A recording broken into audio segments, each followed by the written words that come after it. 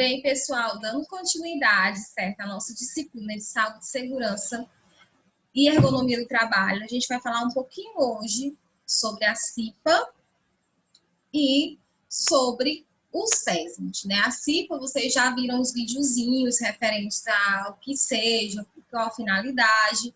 Então, assim, eu sei que fixa mais quando a gente tem uma aula de expositiva, né? Então, eu peguei alguns conceitos bem simples, vou falar muito rapidamente para que vocês possam entender esses dois conceitos. Tanto o conceito de CIPA, quanto o conceito de SESMIT, ok? Então, vamos lá, dar início a essa aula. Pronto. Vamos falar um pouquinho do SESMIT, né, que é o Serviço Especializado em Segurança e Medicina do Trabalho. O SESMIT, todas as informações que regem a dinâmica, a formação, né, do SESMIT, a gente encontra na norma regulamentadora de número 4, né, como eu disse para vocês. A segurança do trabalho, ela é regida por diversas normas. Nós temos 36 normas regulamentadoras. Algumas já não estão mais em vigor, né, foram canceladas, anuladas, outras foram modificadas, né, foram atualizadas. Esse processo de atualização, ele se iniciou em 2019. E a gente todo ano tem algumas alterações no que rege essas normas. Mas aqui no caso, quando a gente fala em SESMIT, tudo a gente encontra na NR número 4. E quando a gente fala na CIPA, a gente encontra na NR número 5. Então, aqui uma frase, né, para que a gente possa começar a aula de hoje. Nenhum trabalho ou tarefa é tão importante que não possa ser feito com segurança, né? Então, a gente tem aqui alguns exemplos de trabalhos, né, de condições inseguras que estão aqui presentes, né, nesse trabalho. Vocês podem ver visivelmente, né? Então, a gente tem que ter, toda atividade tem que ser, de fato, realizada com segurança. A NR4, né, estabelece a obrigatoriedade de empresas públicas e privadas que possuam funcionários registrados pela CLT de organizar e manter em funcionamento o SESMIT. Então, o que a NR4 quer dizer? Que as empresas que têm funcionários regidas pelo modelo de trabalho CLT, que é a famosa carteira assinada, elas têm que organizar e fazer funcionar o SESMIT, certo? Que é o Serviço Especializado de Saúde e Medicina. Então, ele é obrigatório. Por exemplo, eu sou professora da escola profissional, que é um órgão, uma empresa pública, né? Um órgão público. Então, a minha empresa, ela é obrigatória a ter o SESMIT? Sim, né? Por quê? Porque por mais que ela seja uma empresa pública, ela tem funcionários que são registrados no modelo CLT, no caso, sou CLT.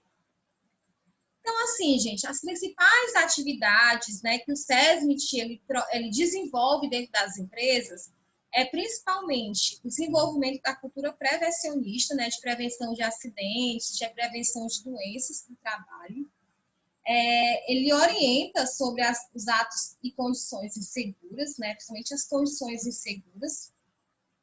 Ele reduz e controla as condições ambientais, né, para não ter um ambiente muito poluído ou cause danos, né, à saúde do nosso trabalhador, a motivação da equipe, principalmente, a otimização dos métodos de trabalho, também é fundamental, e também a contribuição para uma melhor qualidade de vida, seja através da ginástica laboral, dos jogos, né, das salas de bate-papo, aquele momento de descontração que existe, né, para os funcionários. Então, vamos lá entender o que é o Serviço Especializado em Engenharia de Segurança e Medicina do Trabalho, vulgo SESMIT. É uma equipe de profissionais a serviços das empresas, né? A empresa que contrata, ela é obrigada a ter, com a finalidade de promover a saúde e proteger a integridade física dos trabalhadores. Então, a gente tem, o SESMIT tem essa função. E quais são os profissionais que podem fazer parte desse escopo, né, do SESMIT? Pode ser o médico do trabalho, o enfermeiro, o técnico de enfermagem do trabalho, o engenheiro de segurança do trabalho e o técnico de segurança do trabalho. Então, a gente tem uma equipe chamada multidisciplinar, né? Então, tem desde a parte da saúde, como a parte mais técnica, né? De visualização de estruturas físicas, químicas, né? Ambiental, de modo geral, como também tem aquela parte que trata a questão da saúde do trabalhador. Ah, Renato, como é que uma empresa como é que uma empresa precisa ter médico, engenheiro ou um técnico? Então, isso vocês vão ver mais na frente dessa aula, que dependendo do tamanho da empresa e do risco que essa empresa é classificada, vou mostrar tudo isso mais na frente, vai exigir que tenha a presença de um médico, 2, 3, de um engenheiro, e se ela for menos perigosa e pequenininha, né, que ela tenha somente um técnico de segurança do trabalho. Enfim, as principais ações desse grupo do SESMIT são o chamado PPRA, que são os programas de prevenção de riscos ambientais. Eles vão identificar dentro do ambiente os riscos de origem químicas, biológicos, físicos, né? Então, químicos. Então, eles vão identificar os possíveis riscos ambientais presentes naquele ambiente, ergonômicos também, a gente já viu na aula passada. Aí a gente tem o PCMSO, que é o Programa de Controle Médico e Saúde Ocupacional, que o PCMSO é mais nada do que você ter os exames que você vai realizar dos trabalhadores que estão entrando, que estão saindo, os exames periódicos, né, que devem ser realizados. Então, ele é um programa médico, né, que é elaborado pelo médico do trabalho. Aqui nós temos a análise ergonômica do trabalho, né? Questão de assentos, de estruturas, né? Para que o trabalhador ele consiga, né, exercer suas atividades com o máximo de conforto possível. Os laudos de periculosidade e insalubridade, né? Uma atividade periculosa, uma atividade perigosa, uma atividade insalubre. Ela é uma atividade que ou você trabalha em um ambiente muito quente, ou você trabalha com altas pressões, ou você trabalha em um ambiente muito frio. Então, a gente tem um ambiente que é desconfortável, e aqui é um ambiente perigoso. Nós temos os planos de prevenção e de emergência, né? Que no caso, quando houver um incêndio, né?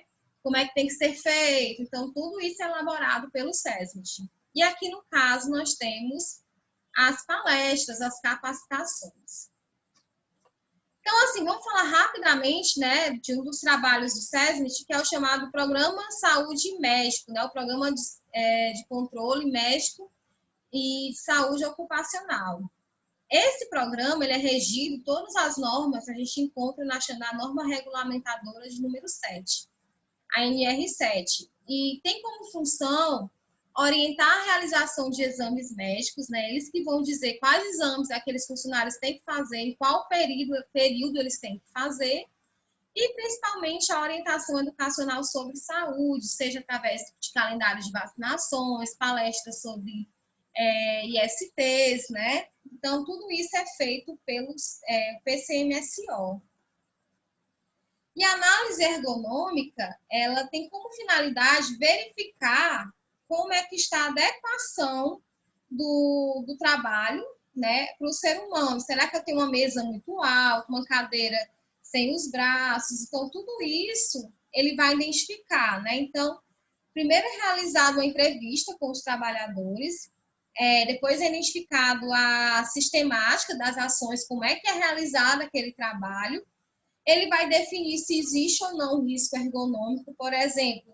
Outro exemplo de risco ergonômico, fora você estar sentado de postura inadequada, ou você estar de frente para uma tela que seja muito baixa ou muito alta, é a questão do peso, né? Tem pessoas que vão pegar peso, né? Que elas trabalham com isso, ou elas pegam uma carga excessiva, ou não fazem uso daquele cinto, né? Que ele ajuda bastante na postura da coluna. Então, tudo isso vai ser determinado pela questão do risco ergonômico. E ele vai definir as melhorias necessárias, né? Pode ser a troca de um mobiliário, a aquisição de um equipamento mais específico, a aquisição de material que torne o trabalho mais confortável para o trabalhador. E aqui nós temos as características de um plano de prevenção e emergência. Qualquer prevenção ou emergência, né? Então, a gente tem muita questão desse programa ser muito reconhecido pela questão dos incêndios. Então, nesse programa, a gente vai fazer como é que vai ficar, como é que faz o desenho da empresa, o layout, né? Verifica quais pontos, quem vão ser os responsáveis por juntar a equipe, como é que vai ser a dinâmica se houver alguma situação que cause, né, risco. Então, aqui a gente tem aqui um exemplo, né? A gente tem uma caixa d'água, sinal de alerta, né? No caso, iluminação apropriada, se faltar energia, né? Então, é o ponto de encontro, né? Até mostrei para vocês a plaquinha do ponto de encontro, né? Então, assim, no caso do SESMIT, ele é responsável por elaborar esse plano. Por exemplo, se houver um incêndio, como é que vai ser a dinâmica para poder salvar os trabalhadores, né? Para que a gente reduza ou não ocorra nenhuma perda, né? Então, você vai fazer toda a esquematização. Vai definir o tipo de porta de emergência, os locais estratégicos que essa porta deve estar, a questão de hidrantes, de extintores de incêndio também, né? Definir qual extintor de incêndio é mais adequado. Por exemplo, se tem um curto-circuito elétrico, será que se eu jogar água vai ser eficaz? Né? Então, qual o tipo de produto que vai ser mais eficaz? Então, tudo isso vai estar definido, escrito em um plano de prevenção e emergência. Então, vamos dimensionar o SESMIT, né? A gente falou das ações, então vamos ver como é que funciona esse dimensionamento. Primeiro ponto é identificar o grau de risco da empresa. O que seria esse grau de risco? Vamos lá. Por exemplo, eu tenho uma empresa que trabalha com cultivo de soja, certo? Então, assim, eu preciso procurar, isso aqui, gente, está na NR4, são quadros, certo? Tem um quadrozinho. Isso aqui é a chamada Classificação Nacional de Atividades Econômicas, chamadas CNAE, certo? Vocês podem encontrar rapidinho na internet também, e ela é bem fácil também de ser encontrada na NR número 4. Então, por exemplo, eu tenho uma empresa de cultivo de soja. Eu sei que ela está na área de agricultura, pecuária, produção florestal e pesca e aquicultura. Aí eu procuro, aí eu achei. Aí vou olhando aqui as atividades, né, as subatividades, e encontro aqui cultivo de soja. E aqui está bem definido o risco dela. Ela é de risco 3. Sim, Renato, o que quer dizer esse risco 3? Gente, esse risco vai estar dentro desse quadro, na NR número 4. Por exemplo, a minha empresa de cultivo de soja, ela tem 1.000 funcionários e ela é de grau de risco 3. Como é que eu faço? Então, vamos lá. Eu posso pegar aqui grau de risco 3 e colocar 1.000 funcionários. Então, se ela apresenta de 501 a 1.000 funcionários, eu preciso ter o quê?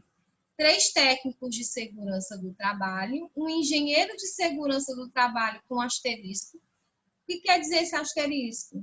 Que ele não precisa cumprir uma jornada de 8 horas por dia, ele só precisa ficar 4 horas por dia dentro dessa empresa.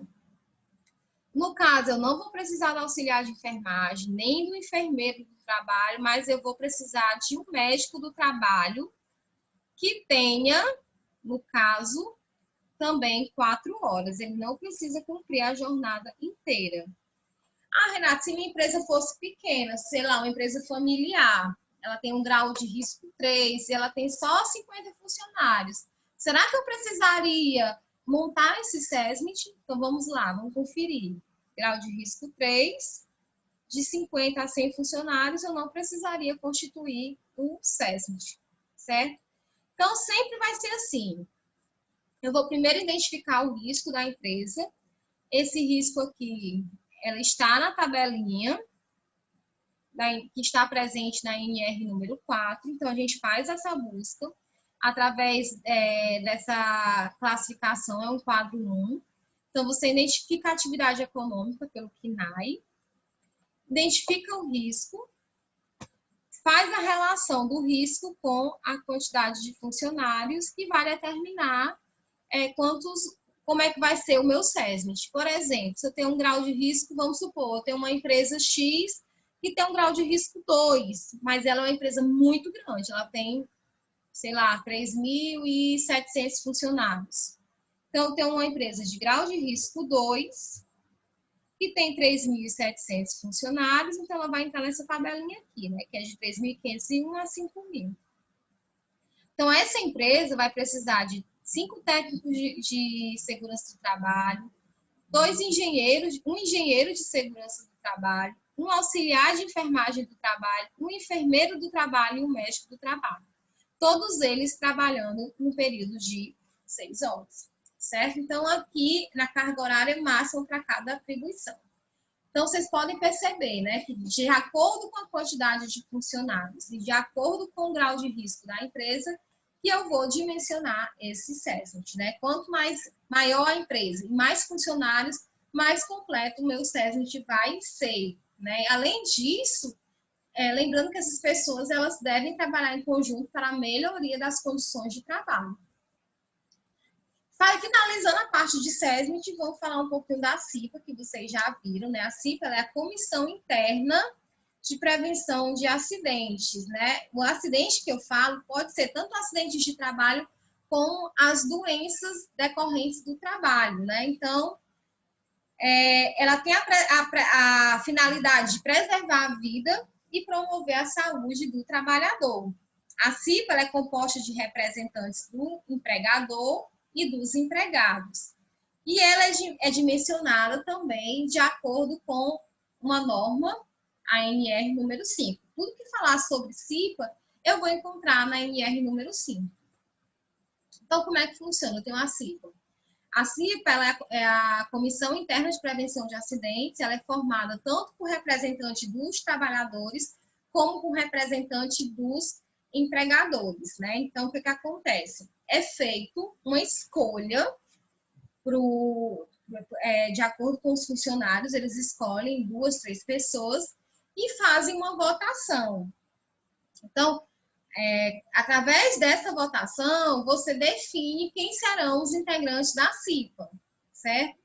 Então, eles vão ser os representantes dos empregados, né? Aqueles que foram eleitos pelos empregados. E daqueles que foram eleitos pelos empregadores, a empresa que escolhe. E eles têm essa seguinte função: identificar os riscos dos processos de trabalho, elaborar um plano de trabalho com ações preventivas de segurança, participar na implementação do controle de qualidade, das medidas, verificar ambientes e condições de trabalho, colaborar no desenvolvimento do PPRA, do PCMO, participar de campanhas de prevenção da AIDS, né? E promover anualmente a CIPAT, que é a Semana Interna de Prevenção de Acidentes do Trabalho. Acredito que vocês já tenham visto, né, algumas pessoas com essa camisa CIPAT, né?